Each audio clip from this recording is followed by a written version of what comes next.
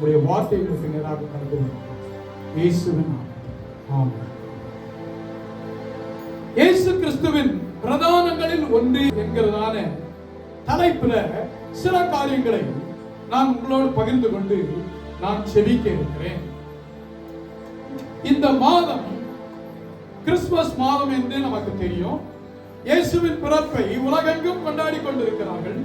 அதோடு கூட நாமும் இயேசுவை கொண்டாடி கொண்டிருக்கிறோம். அடுத்த வாரத்தில் நமக்கு இங்க ஒரு ஈவென்ட் நாம வைத்திருக்கிறோம். கிறிஸ்துமஸ் கொண்டாட்டத்தை நாம வைத்திருக்கிறோம். அதை முன்னெடுத்து கிறிஸ்துவின் பிரதானங்களில் ஒன்று, ஆண்டவருடைய பிரதானம் நிறைய இருக்கிறது. அவைகளில் ஒரே ஒரு காரியத்தை உங்களோடு நான் பகிர்ந்து கொண்டு நாம் செபிக்க இருக்கிறோம். இயேசு கிறிஸ்துவுடைய என்ட்ரி, அதாவது இயேசுவின் இந்த உலகத்தில் அவர் வந்ததான அந்த பிரவேசம் ரொம்ப முக்கியமானது.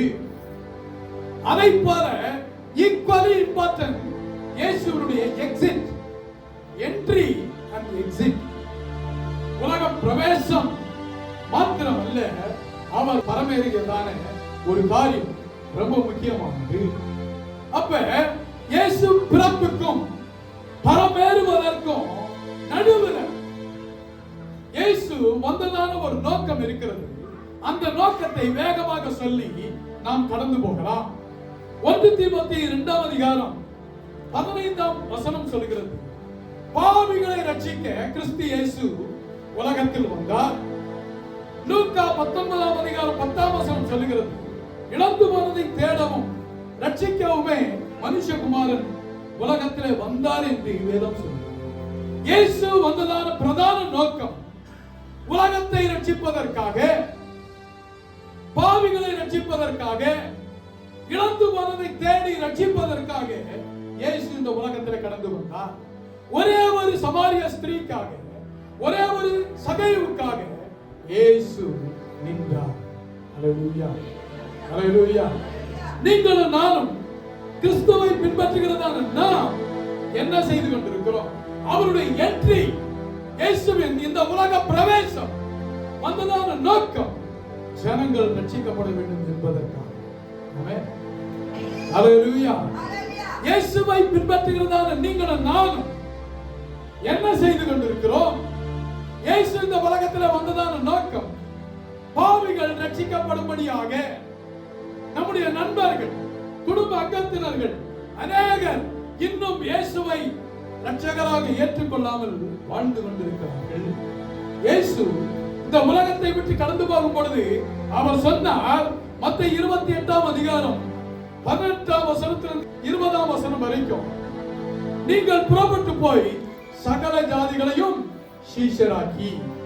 நீங்கள் புறப்பட்டு போய், பக்கத்துல பார்த்து சொல்லுங்க, நீங்கள் புறப்பட்டு போய். சொல்லுங்க, சொல்லுங்க, சொல்லுங்க, பக்கத்துல சொல்லுங்க. நீங்கள் புறப்பட்டு போய் இந்த வாரம், சொல்லுங்க, இந்த வாரம் நீங்க பெயர் எழுதி ஜெபிக்கிற அந்த நபரை சந்தித்து அடுத்த வாரத்துல இங்கே கொண்டு வாங்க. அப்ப இயேசுவின் பிரதான கட்டளை, இயேசு உலகத்தில் வந்ததான நோக்கம் எல்லாரும் ரட்சிக்கப்படுவதற்காக, பாவிகள் ரட்சிக்கப்படுவதற்காக இயேசு இந்த உலகத்தில் கடந்து வந்தார். அது மாத்திரமல்ல, இயேசு இந்த உலகத்தை விட்டு கடந்து போகும் பொழுது அவர் கொடுத்ததான கட்டளை என்ன தெரியுமா? நீங்கள் புறப்பட்டு போய், உலகமெங்கும் புறப்பட்டு போய் சகல ஜாதிகளையும் சீஷராக்கி பிதா குமாரன் பரிசுத்தாவின் நாமத்தினாலே உங்களுக்கு ஞான ஸ்நானம் கொடுங்கள். உலகத்தின் கடைசி பரியந்தம் நான் உங்களோடு கூட இருக்கிறேன் என்று இயேசு சொன்னார். ஹல்லேலூயா. அப்படின்னா இயேசுவின் பிரவேசமும் இயேசுவின் பரமேறுதலும் ரொம்ப முக்கியமான ஒரு காரியம். இயேசுவின் பிரதான கட்டளை நாம பார்த்தோம், நீங்கள் உலகம் எங்கும் புறப்பட்டு போய். அதே இது இயேசுவின் பிரசங்கத்தில் பிரதானமான ஒன்று, பிரதான கற்பனை. பிரதான கற்பனை என்ன தெரியுமா? உன்னிடத்தில் நீ அன்பு கூறுவது போல பிறனிடத்திலும் அன்பு கூறுவாங்க. ஃபர்ஸ்ட் தேவனிடத்தில் அன்பு, அப்புறம் காண்கிற சகோதரத்தில் அன்பு. இந்த ரெண்டையும் செஞ்சிட்டா தேவனுடைய கட்டளையை நாம் நிறைவேற்றி விட்டோம் என்று அர்த்தம் என்று இயேசு சொல்கிறார். அப்ப இயேசுவின் அன்பு, தேவன் தம்முடைய ஒரே பேரான குமாரனை விசுவாசிக்கிறவன் எவனோ அவன் கெட்டு போகாமல் இயேசுவை தந்தருளி உலவாய் உலகத்துக்கு வந்தார். ஆமென். பிதா அன்பு கூர்ந்ததினால் இயேசு இந்த உலகத்தில் அனுப்பப்பட்டார். நீங்களும் நானும் அன்பு கூறுவதனால் நாம் இயேசுவை மற்றவர்களுக்கு அறிவிக்கிறவர்களாக காண வேண்டும். மத்தேயு 6:33 நம்ம ஏற்கனவே தியானித்தோம். 3-4 வாரங்கள் தியானித்தோம். முதலாவது தேவனுடைய ராஜ்யத்தையும் அவருடைய நீதியை தேடுங்கள். முதலாவது தேவனுடைய ராஜ்யம் ஆராதனை முக்கியம் என்று பார்த்தோம். வேதத்தை வாசித்தல் முக்கியம் என்று பார்த்தோம். ஜெபித்தல் முக்கியம் என்று பார்த்தோம். ஆவிக்குரிய ஒழுங்குகள் முக்கியம் என்று பார்த்தோம். எல்லாம் ரொம்ப முக்கியம் தான். எல்லாம் செய்யறது எதுக்காக தெரியுமா? ஆத்தும ஆதாயம் செய்யணும். ஆமென்.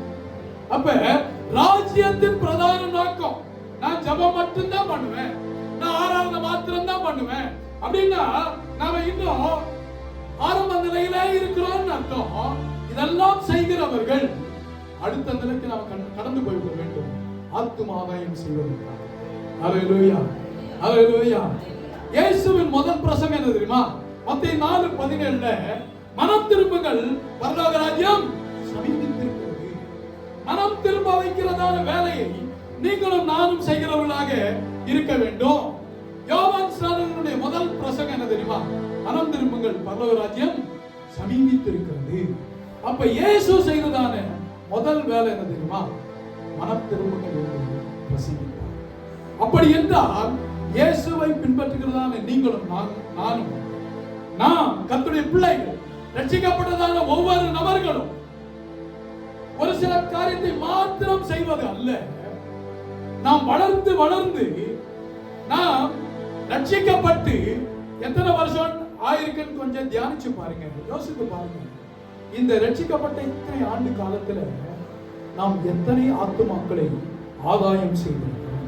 இயேசு சொன்னார், மீன் பிடித்திருக்கிறதான பேதுருவை பார்த்து, சீஷர்களை பார்த்து இயேசு சொன்னார், என் பின்னே வாருங்கள், நான் உங்களை மனுஷரை பிடிக்கிறவர்களாக்குவேன் என்று சொன்னார். அப்ப இயேசு செய்த முதல் வேலை மனுஷரை பிடிக்கிற வேலையை செஞ்சாரு. சீஷர்களுக்கும் அதை தான் சொன்னாரு. மீன் பிடித்திருக்கிறவர்களை பார்த்து உங்களை மனுஷரை பிடிக்கிறவர்களாக்குவேன் என்று இயேசு சொன்னார். நாம பாட்டெல்லாம் என்ன பாடுவோம்? இயேசுவின் பின்னே போக துணிந்தேன், இயேசுவின் பின்னே போக துணிந்தேன், இயேசுவின் பின்னே போக துணிந்தேன், பின்னோக்கே நான், பின்னோக்கே நான், பின்னோக்கே நான், பின்னோக்கே நான். சேர்ந்து பாடுவோமா? சிலுவையின் முன்னே உலகமின் பின்னே, சிலுவையின் முன்னே உலகமின் பின்னே, சிலுவையின் முன்னே உலகமின் பின்னே, பின்னோக்கே நான், பின்னோக்கே நான், பின்னோக்கே நான், பின்னோக்கே நான்.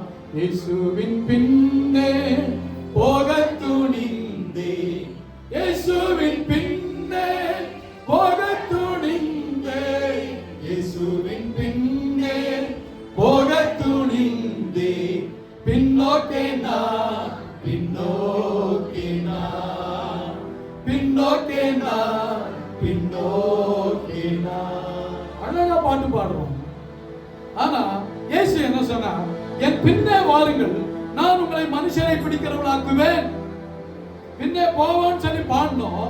நீங்களும் நானும் இதுவரைக்கும் ரட்சிக்கப்பட்டு எத்தனை ஆத்துமாக்களை நாம் தேவனுக்கு நேராக கொண்டு வந்திருக்கிறோம். லூக்கா 15 3 உவமைகளை இயேசு சொல்லுகிறார். காணாமற் போன ஆடு, காணாமற் போன வெள்ளிக்காசு, காணாமற் போன மகன், எல்லாவற்றையும் சொல்லிவிட்டு ஆண்டவர் சொல்லுகிறார், காணாமற் போன ஆட்டை கண்டுபிடித்து கொண்டு வந்தாங்க, என் கூட சந்தோஷப்படுங்க, பரலோகம் சந்தோஷப்படுங்க. ஒரு பாவி மனம் திரும்பினால் பரலோக ராஜ்யத்தில் மிகுந்த சந்தோஷம்.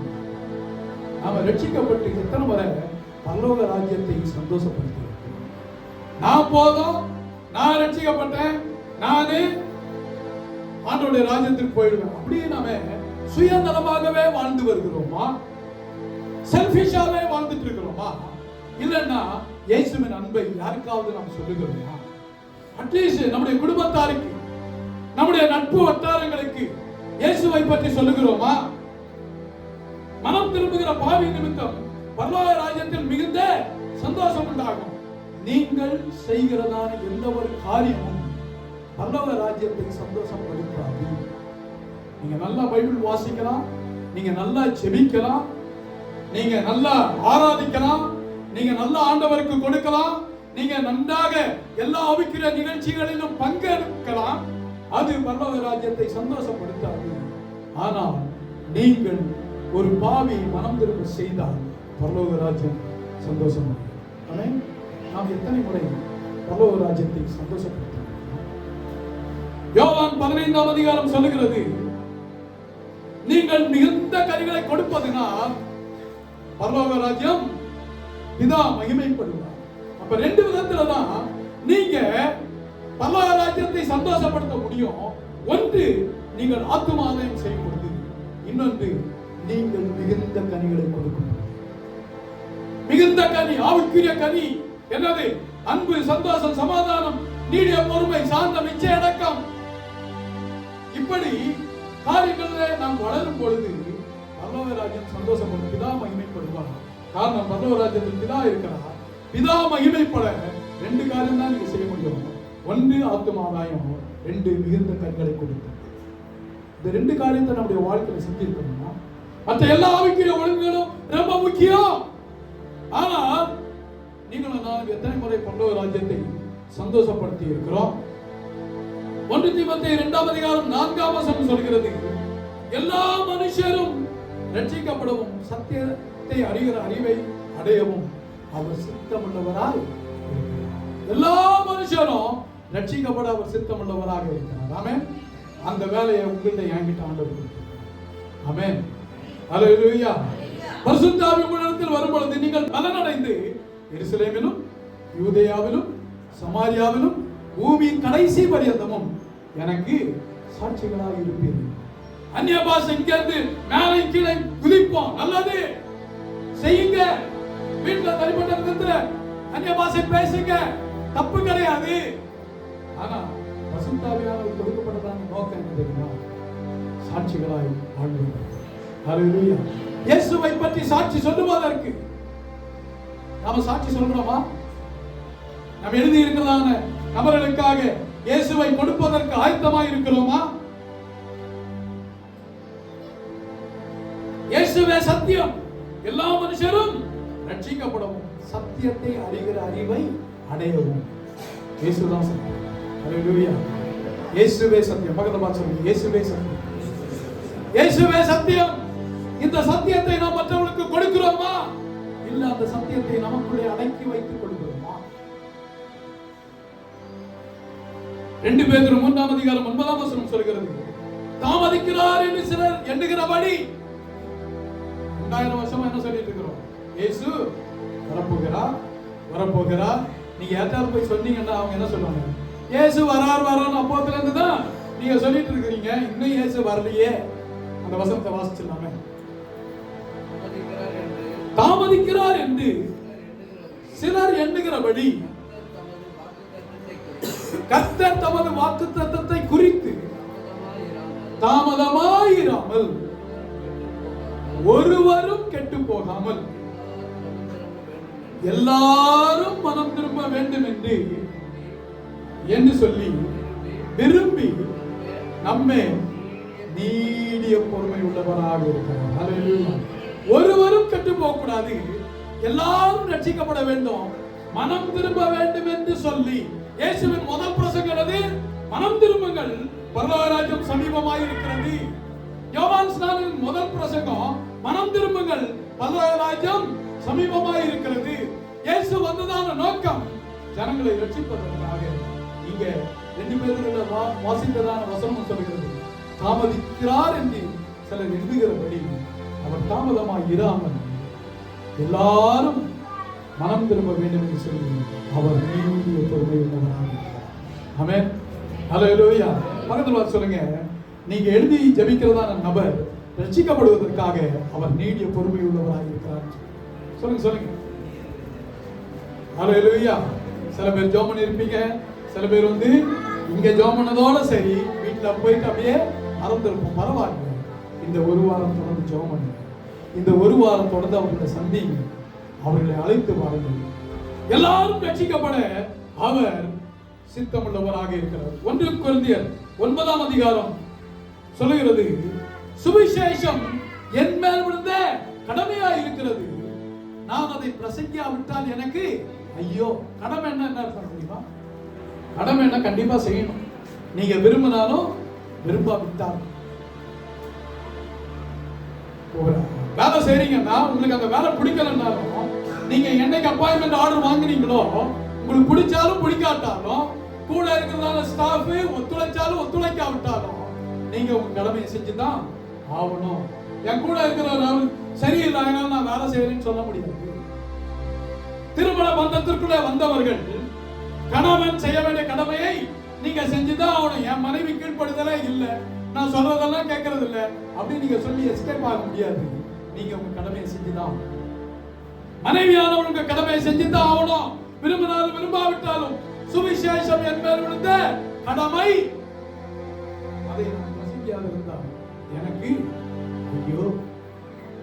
2 தீமோத்தேயு 4ஆம் அதிகாரம் 2ஆம் வசனம் சொல்கிறது, சமயம் வாய்த்தாலும் வாய்க்காவிட்டாலும் திருவசனத்தை ஜாக்கிரதையாக பிரசங்கம். நான் உங்களுக்கு திருவசனத்தை பிரசங்கம் பண்ணுவதிலே கவனம் உள்ளவனாக ஜாக்கிரதை உள்ளவனாக கண்டனம் பண்ணி எச்சரித்து புத்தி சொல்லி என்று அந்த வசனம் சொல்கிறது. ஒரு திருச்சபையின் மேய்ப்பருடைய வேலை அது. காரணம் என்ன தெரியுமா? எல்லாரும் ரட்சிக்கணும். ஹல்லேலூயா. 1 கொரிந்தியர் 3ஆம் அதிகாரம் 6ஆம் வசனத்திலிருந்து 9ஆம் வசனம் வரைக்கும் சொல்கிறது, பவுல் நட்டான், அப்போலோ நீர் பாய்ச்சினான், தேவனே உதவி செய்தார். ஹல்லேலூயா. விரும்புகிறவனாலும் அல்ல, ஓடுகிறவனாலும் அல்ல, இறங்குகிற தேவனாலே எல்லாம். ரட்சிக்கிறவர் யார் தான்? கர்த்தர். நீங்க எழுதி ஜெபிக்கிறதான நபர், நீங்க சந்திக்கிறதான நபர் ரட்சிக்கப்படலைன்னா நீங்க கவலைப்படலைன்னா ரட்சிப்பு கர்த்தர். நாம யாரையுமே ரட்சிக்க முடியாது. ஹல்லேலூயா. அவர் தான் ரட்சிக்கணும். ஆனா நடுவதும் நீர் பாய்ச்சுவதும் நம்முடைய வேலை. ஹல்லேலூயா. பக்கத்து பார்த்து சொல்லுங்க, நடுவதையும் நீர் பாய்ச்சுவதையும் நீங்க செய்யுங்கன்னு சொல்லுங்க. ஆமென். அவரே விளைய செய்வார், அவரே விளைய செய்வார். உங்களை விளைய செஞ்சிருக்காருங்க. உங்க தனிப்பட்ட நபரை நீங்க எடுத்துக்கொள்ளுங்க. நான் எவ்வளவு மோசமான வெளியே வந்து ஷோ பண்ணலாம், ஒயிட் அண்ட் ஒயிட் போடலாம், நல்லா இருக்கிறது போல காட்டிக்கொள்ளலாம், பிரசங்கம் பயங்கரமா பண்ணலாம், பயங்கரமா ஜெபம் பண்ணலாம், பயங்கரமா வேதத்தை வாசிக்கலாம், எப்ப பாரு ஸ்தோத்திரம் ஸ்தோத்திரம் சொல்லலாம், பரவாயில்ல. ஆனா விளைய செய்கிற தேவன் அவர் இருக்கிறார். ஹல்லேலூயா. அவர் தான் செய்வார். ஹல்லேலூயா. நீங்களும் நான் செய்ய வேண்டிய காரியத்தை நாம் செய்கிறோமா? இந்த கம்யூனியன்ல நாம வந்தோம். திருவிருந்தின் காரணமே என்ன தெரியுமா? ஆத்துமா. இயேசு அடிக்கப்பட்டதன் நோக்கமே எதுக்காக தெரியுமா? உங்களையும் என்னையும் ரட்சிப்பது. ஆமென். பக்கத்துல பார்த்து சொல்லுங்க, நீ கம்யூனியன் பங்கெடுத்தீங்க எதுக்காக தெரியுமா? உங்களுக்காக, நீங்க ரட்சிக்கப்படுவதற்காக சொல்லுங்க. சொல்லுங்க பக்கத்துல சொல்லுங்க. கம்யூனியனின் நோக்கம் நீங்கள் ரட்சிக்கப்படுவதற்காக. இயேசு ரத்தம் சிந்தினதான நோக்கம், அவர் சரீரம் கிழிக்கப்பட்டதான நோக்கம். இங்க நாம கம்யூனியனை ஆசரித்தோமே, மாம்சத்தையும் ரத்தத்தையும் புசித்தோமே, அதற்காக ரட்சிக்கப்படுவோம். ஹல்லேலூயா. இந்த கம்யூனியன் திருவிருந்தின் காரணமே ஆத்தும ரட்சிப்பு.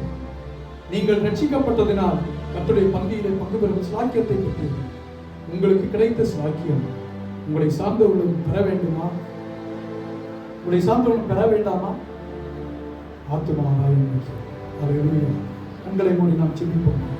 இயேசுவின் பிரதானங்களில் ஒன்று ஆத்தும ஆதாயம். ஒரே ஒரு சமாரிய ஸ்திரீக்காக, ஒரே ஒரு சகைவுக்காக இயேசு முழு மனுக்குலத்திற்காக ஆண்டவர் உங்களுக்காக எனக்காக கல்வாரி சிலுவையில் அடிக்கப்பட்டார்.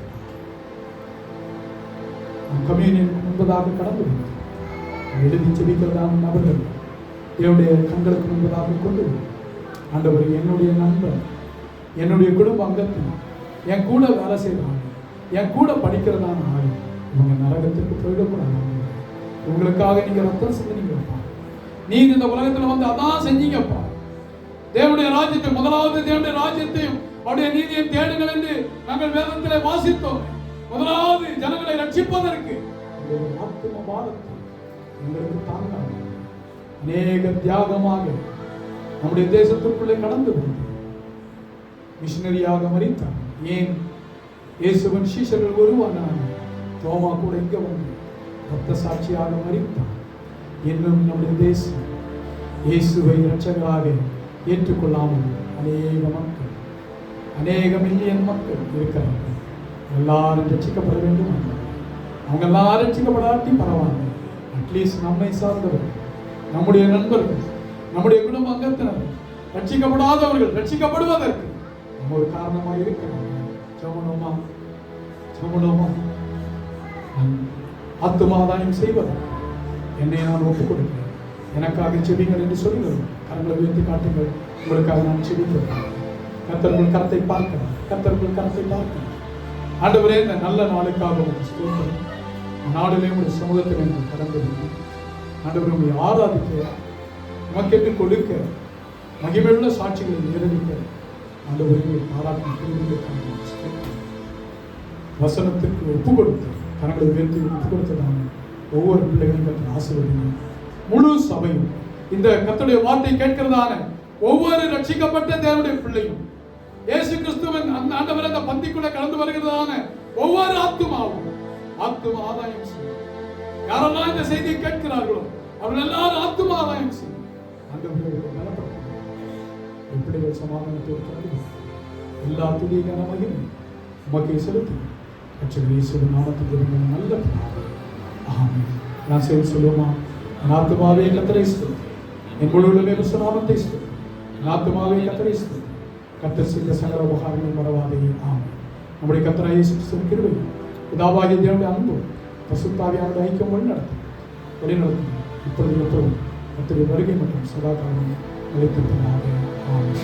இயேசுவின் பின்னே போகத் துணிந்தேன், இயேசுவின் பின்னே போகத் துணிந்தேன், இயேசுவின் பின்னே போகத் துணிந்தேன், பின்னோக்கே நான், பின்னோக்கே நான், பின்னோக்கே நான், பின்னோக்கே நான். கரங்களை தட்டி கர்த்தரை மகிமைப்படுத்துவோம். கூட்டம் முடிவடைந்தது. கர்த்தரை ஆசீர்வதிப்பாராக. God bless you. இங்கே QR கோட் கொடுக்கப்பட்டுள்ளது. ஃபோன்பே மற்றும் ஜிபே நம்பரும் கொடுக்கப்பட்டுள்ளது. கண்டிப்பாக கொடுக்க வேண்டும் என்கிறதான அவசியமில்லை. சிலர் காணிக்கை நாங்கள் அனுப்புவதற்கு அது உதவியாக இருக்கும், நீங்கள் போடுங்கள் என்று கேட்டுக்கொண்டபடியால் இதை போட்டுள்ளேன். நன்றி. God bless you.